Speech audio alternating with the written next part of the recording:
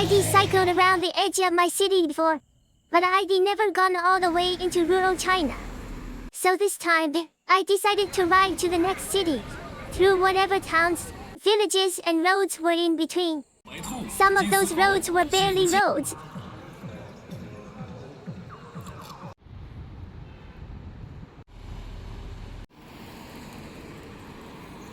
The buildings slowly started disappearing.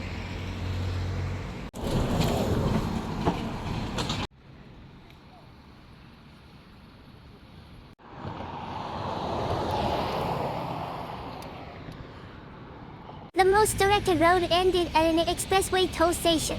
And obviously I couldn't take a bicycle onto the expressway. So I turned right and took the local road instead.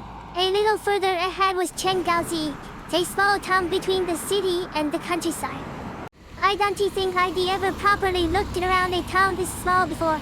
The train station was right beside the main road, and after only a few streets, I was already reaching the other side of town.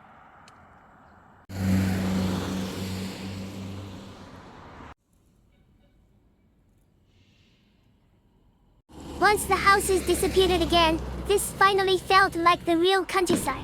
The places I'd seen on my earlier rides were still basically attached to the city.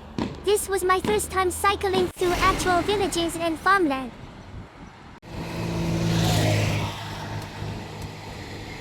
The first village looked much cleaner than I expected. The roads were tidy, there were flowers along the sides, and a lot of the houses and walls had murals painted on them. A few minutes later, I saw Volga Manor Gao, a tourist spot right next to the village.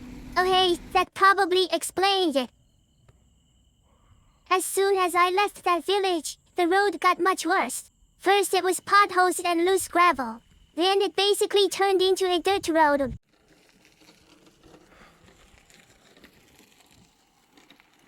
The next village looked much closer to the countryside I had imagined.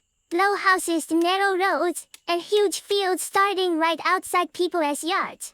There was corn growing almost everywhere.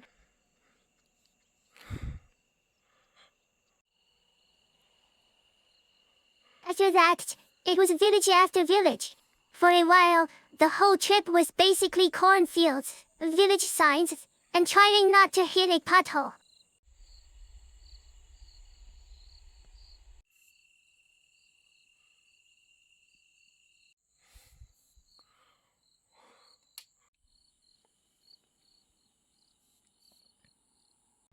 Then buses started appearing again. There were construction sites, more cars, and apartment blocks in the distance.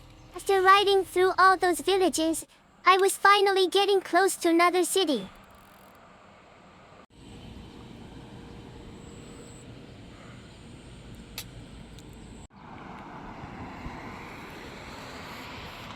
Cheng is technically part of the same larger city I started from, but it feels like a separate small city. The downtown area was very big, but it was much busier than I expected. There were buses, street stalls, supermarkets, and shops all packed into a few main streets. In the middle of downtown, there was a big sign that said Jin City, with traditional Gong-style buildings all around it. Cheng was the first capital of the Jin dynasty almost 900 years ago.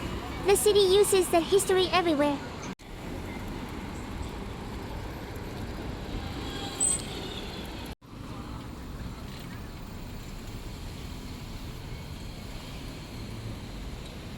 The funny thing was how quickly the city center ended. I kept riding north, and after only a short distance, the shops and busy streets were already disappearing.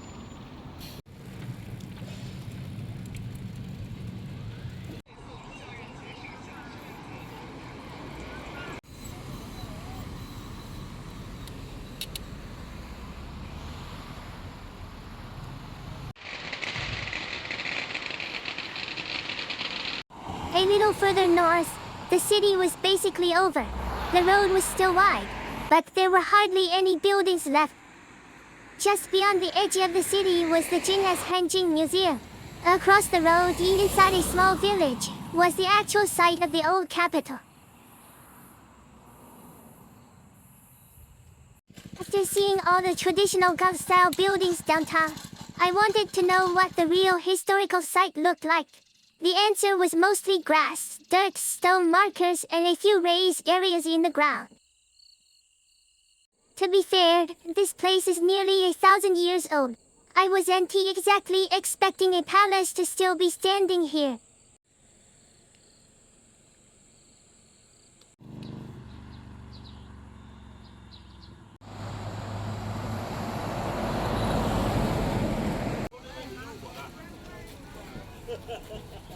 I was hungry by then, so I went to the biggest mall I could find downtown. It looked pretty big from the outside. I walked up to the second floor and assumed there would be an entrance somewhere. This has to be the entrance. Nope, still outside. Most of these shops were closed. I somehow walked around the entire second floor.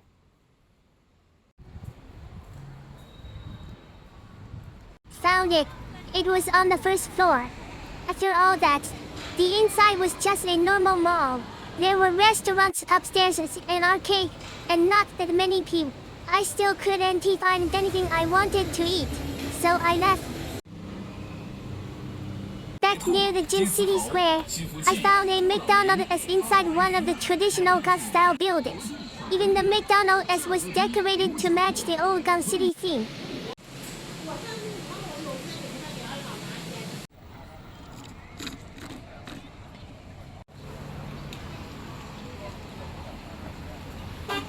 A Cheng station was much smaller than the stations I usually use.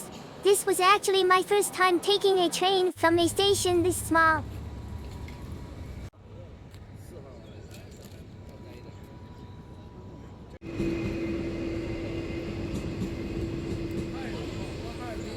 The train was empty crowded, and the ride back only took about 30 minutes.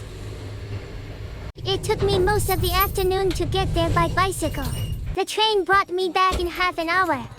Not exactly the most efficient way to travel, but that was the whole point.